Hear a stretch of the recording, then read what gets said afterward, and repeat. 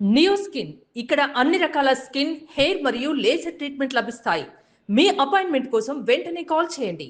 బంగారం మార్కెట్‌లో ఒడిదుడుకులు కొనసాగుతూనే ఉన్నాయి. యుద్ధం సంగతి ఎలా ఉన్నా గానీ, బంగారం దగదగలపైన రేట్లు తగ్గి వస్తున్నటువంటి తీరుపైన అందరిలోనూ ఆసక్తి నెలకొని ఉంది. ప్రస్తుతం వరల్డ్ వైడ్ ట్రెండ్ ఎలా ఉంది? దీన్ని విశ్లేషించేటువంటి ప్రయత్నం చేద్దాం. మనతో పాటు సింగపూర్ నుంచి లైవ్‌లో జాయిన్ అవుతున్నారు ఫణి శ్రీనివాస్ గారు.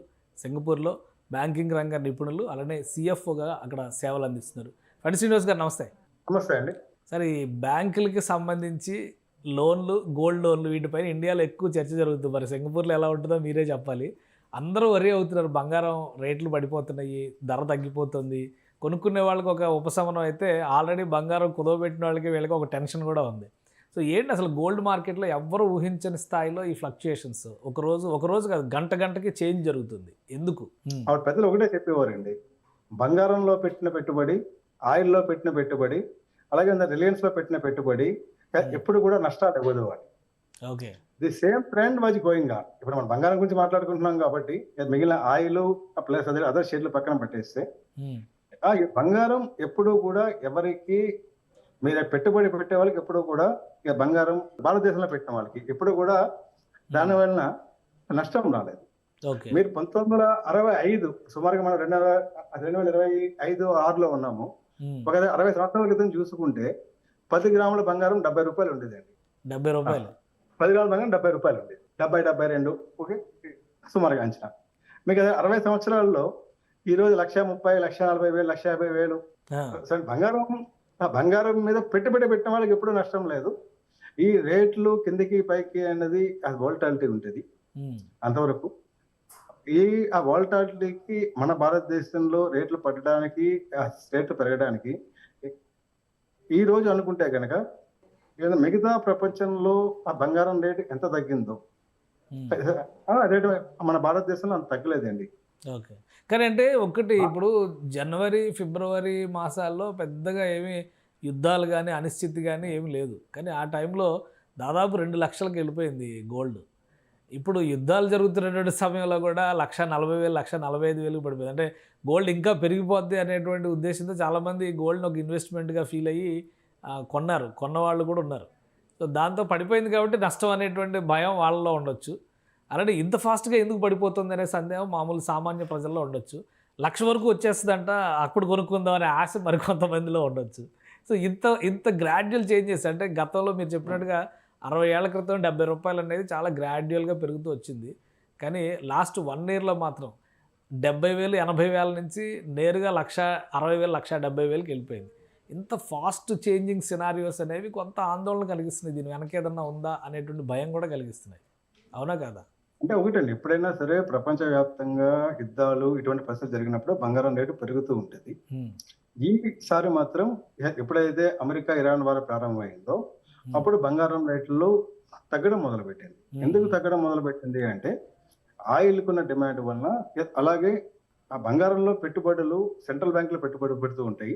చాలా సెంట్రల్ బ్యాంకులు బంగారం కొనుక్కుని బంగారం పెట్టుబడి పెట్టుకున్నాయి. ఎందుకంటే ఆ రోజుల్లో సుమారుగా 10 సంవత్సరాల క్రితం డాలర్ మీద అమెరికా ఎకానమీ మీద ప్రపంచానికి కొంత నమ్మకం లేదు కాబట్టి పెట్టుబడులు ఎక్కువ వరకు కూడా ఈవెన్ గోల్డ్ వైపు మారింది. కానీ ఎప్పుడైతే వార్ స్టార్ట్ అయిందో మళ్ళా మొత్తం ప్రపంచం డాలర్ వైపు చూడడం జరుగుతుంది.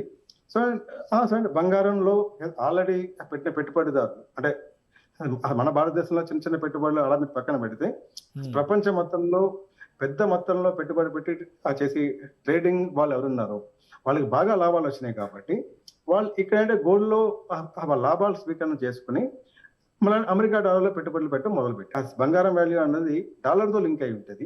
ఒక ఔన్స్ బంగారం అంటే సుమారుగా 28.3 గ్రాముల బంగారము $5,600 దాకా పైకి వెళ్ళి కిందకు వచ్చి ఈ రోజు 4,400, 4,200 అంటే సుమారుగా 15-20% మార్కెట్ హైస్ కలెక్షన్ వచ్చింది. కాబట్టి అదే లెక్కలో ఇండియాలో కూడా బంగారం రేటు కొంచెం తగ్గిందండి.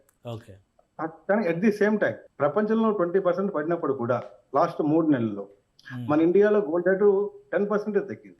ఇది ఎందుకు అంటే మన రూపాయి వాల్యూ పడిపోవడం వలన, మన రూపాయి వాల్యూ పడిపోవడం వలన మనం ఎక్కువ రూపాయలు పెట్టి మన బంగారం కొనాల్సి వస్తుంది. సో మన భారతదేశంలో బంగారం ఎవరైతే కొంటారో వాళ్ళకి 2 లాభాలండి. బంగారం రేటు పెరుగుతూ ఉంటుంది. సామాన్యంగా అంటే ఇండియా యొక్క రూపీ వాల్యూ కూడా డిప్రిషియేట్ అవుతూ ఉంటుంది. సో అంటే దాని మీద వచ్చే లాభము, దేని మీద వచ్చే లాభము కలిపి కనీసం ప్రతి 5 సంవత్సరాలకి ఏ రోజు ఎవరు పెట్టుబడి పెట్టినా సరే సుమారుగా బంగారం వాల్యూ వాళ్ళకి రెట్టింపు అవుతుంది. వాళ్ళ అదృష్టం బాగుంటే 2-3 సంవత్సరాలు అవ్వచ్చు, కొంచెం అదృష్టవంతులు కాకపోతే 5-6 సంవత్సరాలు పట్టచ్చు. కానీ అది ఆన్ అండ్ యావరేజ్ లాస్ట్ 60 సంవత్సరాల చరిత్ర చూసుకుంటే కనుక ప్రతి 5 సంవత్సరాలకి కూడా బంగారం మీద పెట్టిన పెట్టుబడి రెట్టింపు అవుతుంది. ఇప్పుడు ఇప్పుడు ఇప్పుడు ఏంటి సార్, ఇప్పుడు ఈ మార్కెట్ కరెక్షన్స్ అన్నిటికీ ఒక ఫుల్ స్టాప్ పడే పరిస్థితి ఉందా, ఇంకా ఇదే ఫ్లక్చుయేషన్ మరికొద్ది రోజుల పాటు కొనసాగుతుందా? ఈ ఫ్లక్చుయేషన్ అనేది ఇప్పుడు మళ్ళీ ఈ రోజు కూడా మనం చూసాము, అమెరికా ఇరాన్ వార్ గురించి చాలా రకాల కారణాలు వస్తున్నాయి కాబట్టి మనం ఈ రోజు బంగారం రేటు ఎంత చెప్పలేము. కానీ సుమారుగా అంటే మా అంచనా ప్రకారము ఔన్స్ బంగారం 4,200 4,300 రేంజ్లో మైట్ బి. మీరు బ్రాడ్ రేంజ్ తీసుకుంటే కనుక 3,800 నుంచి 4,600 రేంజ్లో ఫ్లక్చుయేట్ అవుతూ ఉంటుంది. కానీ the trend is always upward trend. మీరు బంగారము కిందకు వస్తుంది అనుకుంటే కనుక and if you want to invest for a longer term, మీరు ప్రతి డిప్లోనూ కూడా మీరు ఆ బంగారం కొనుక్కోవడమే చాలా మంచిది. సార్ అసలు సింగపూర్లో ఎలా చూస్తారు సార్, బంగారాన్ని ఇన్వెస్ట్మెంట్గా చూస్తారా, ఆర్నమెంట్గా చూస్తారా? మన దగ్గర ఉన్నట్టు అక్కడ జ్యువెలరీ షాపులు ఉంటాయా ఫుల్గా? అంటే భారతదేశంలోనే ఎక్కువగా ఆభరణాల మీద ఎక్కువ మక్కువ అండి. మిగిలిన దేశాలలో దీని అది పెట్టుబడి సాధనంగానే ఎక్కువ వాడతారు. అది జ్యువెలరీ అన్ని చోట్ల ఉంటుంది, బట్ ప్రతి మనిషి కేజీలు చెప్పిన వాళ్ళ మెల్లో వేసుకోరు అంతే.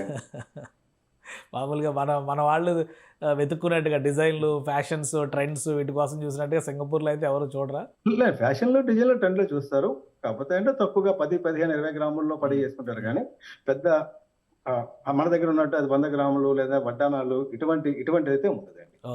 బంగారం అనేది ఇట్ రిక్వైర్డ్, బట్ ముఖ్యంగా అంటే వాళ్ళు పెట్టుబడి కింద వాడతారు. చాలా ప్రైవేట్ బ్యాంకుల్లో కూడా ఇక్కడ సింగపూర్ లో ఉన్న చాలా పెద్ద బ్యాంకుల్లో కూడా బంగారం అమ్మడము, కొనడము, కాయిన్లు నడుస్తూ ఉంటది. సో అంటే చాలా మంది ఎవరైతే పెట్టుబడి పెడతారో వాళ్ళు బ్యాంక్ వెళ్ళి బంగారం కాయిన్ కొనుక్కుని వాళ్ళ ఇంట్లో పెట్టుకుంటారు. వాళ్ళకి ఎప్పుడైతే మనీ కావాలో బ్యాంక్కి, వాళ్ళు అప్పుడు మళ్ళీ బ్యాంక్కి వెళ్ళి ఆ కాయిన్ ఇచ్చేస్తే కనుక వాళ్ళు డబ్బులు వచ్చేస్తాయి. సో అంటే which is even the most secured investment for the Singapore. So మన దగ్గర గోల్డ్ లోన్లు కూడా ఒక పెద్ద ట్రెండ్, అది ఒక పెద్ద మార్కెట్. గోల్డ్ని తీసుకెళ్ళి తాకట్టు పెట్టుకోవడం, బ్యాంకులు కూడా గోల్డ్ రుణాలు ఇవ్వడం అనేది. సో ఈ ఫ్లక్చుయేషన్స్ ప్రభావం గోల్డ్ లోన్లు తీసుకునే వాళ్ళు కానీ ఆల్రెడీ గోల్డ్ లోన్స్ మెయింటైన్ చేస్తున్న వాళ్ళపైన కానీ ఎలా ఉండొచ్చు సార్? అంటే ఇప్పుడు మన భారతదేశంలో బంగారం అప్పు ఇవ్వడానికి బ్యాంకులో ప్రతి బ్యాంకులోనూ బ్యాంకు వారీగా వాళ్ళ రూల్స్ ఉంటాయి. ప్లస్ ఆర్బీఐ కూడా ఓవరాల్ గా సూపర్వైజ్ చేస్తూ ఉంటుంది. బంగారం యొక్క మార్కెట్ వాల్యూ ఎంత ఉందో దాంట్లో ఎంత శాతం వరకు లోన్ ఇవ్వచ్చు అనేది ఆర్బీఐ చూస్తూ ఉంటుంది. ఎప్పుడైతే గోల్డ్ రేట్ అప్వార్డ్ ట్రెండ్ బాగా పైకి వెళ్ళిందో ఏమన్నది ఆర్బీఐ కూడా దే ఎక్స్పెక్టెడ్ ఈ రేట్ కిందికి రావచ్చు అనేది. సో అండ్ లోన్ ఇచ్చే శాతం తగ్గించింది. సో ఈ ట్రెండ్ వల్ల ఆ స్మైడ్ 10,000 అప్పు తీసుకున్న వాళ్ళకి బంగారం రేటు బాగా పడిపోతే కనుక 1,000-2,000 రూపాయలు కట్టమనొచ్చు బ్యాంకు వాళ్ళు. ఇటువంటి చిన్న పెద్దగా ఉంటాయి. కానీ పెద్ద ఆల్రెడీ అప్పు తీసుకున్న వాళ్ళకి పెద్ద భయపడాల్సిన అవసరం లేదు. Already the central bank has taken what are the precautionary measures. Okay అంటే ఇంకా రిజర్వ్ బ్యాంక్ తీసుకునేటువంటి చర్యల్లో కానీ ఈ గోల్డ్ను, ముఖ్యంగా గోల్డ్ను ఒక ఇన్వెస్ట్మెంట్గా చూసే విషయంలో కానీ ఏమైనా భవిష్యత్తులో ఈ రేట్లు పడిపోవడం వలన సమస్య పెరిగేటువంటి అవకాశం ఉంటుందా? నా అంచనా ప్రకారము గోల్డ్ రేటు పెద్ద ఎక్కువ తగ్గదండి. ఆల్రెడీ మార్కెట్ హైస్ నుంచి నియర్లీ 15-20% కలెక్షన్ వచ్చింది కాబట్టి డౌన్ ట్రెండ్ బాగా తక్కువ ఉంటుంది. ఎక్సెప్ట్ అన్వాంటెడ్ ఇన్సిడెంట్ అయితే తప్పితే అదర్వైజ్ బంగారములో పెట్టుబడి always which is hedging against inflation. ఎప్పుడైనా వడ్డీ రేట్లు పెరగడము, ఆయిల్ రేట్లు పెరగడము, వడ్డీ రేట్లు పెరగడం వల్ల ద్రవ్యోల్బణం పెరిగే అవకాశం ఉంది. కాబట్టి gold is going to give sufficient returns. So అంటే ఈ సమయంలో బంగారంలో పెట్టుబడి పెట్టి ప్రతి చోట ఎక్కడెక్కడ పెరుగుతున్నప్పుడు బంగారంలో పెట్టుబడి పెట్టడం వలన వచ్చేది వాళ్ళకి లాభం కింద తీసుకోవచ్చండి. తర్వాత ఆల్వేస్ బంగారంలో పెట్టుబడి అన్నది ఒక అదర్ అసెట్ క్లాస్. మీరు షేర్లో పెట్టచ్చు, ఇంకో చోట ఇళ్లలో పెట్టచ్చు. బంగారం కూడా ఒక పెట్టుబడి విధానంగా మార్చుకునే వాళ్ళకి ఆల్వేస్ ప్రాఫిట్ ఉంటుంది. అట్లీస్ట్ మన భారతదేశంలో ఫాస్ట్ ట్రెండ్ మీకు 5 సంవత్సరాల్లో మీరు పెట్టిన పెట్టుబడి రెట్టింపు కావాలి అంటే బంగారం అనేది చాలా సేఫ్టీ అండ్ చాలా సురక్షితం కూడా. Right sir, thank you sir విశ్లేషణ అందించినందుకు. ఇది సింగపూర్లోనే కాదు, ప్రతి దేశంలో, ప్రపంచంలో ఉన్నటువంటి వాళ్ళు ఎవరో కూడా అంత మక్కువ పెంచుకోరు. భారతదేశంలో మాత్రం బంగారం పైన అంత ఇంట్రెస్ట్ ఉంటుంది అని చెప్పని శ్రీనివాస్ గారు చెప్తున్నారు. అలానే మార్కెట్లో వస్తున్నటువంటి కరెక్షన్స్ పరంగా ఇప్పుడు లో రేట్స్లో ఇన్వెస్ట్మెంట్స్ చేసిన వాళ్ళకి ఖచ్చితంగా మంచి రిటర్న్స్ వస్తాయి రాబోయే రోజుల్లో. కాబట్టి మార్కెట్ను చూసి వర్రీ కావాల్సిన అవసరం లేదని ఆయన సూచిస్తున్నారు. ఇది స్పెషల్ డిస్కషన్. Keep watching.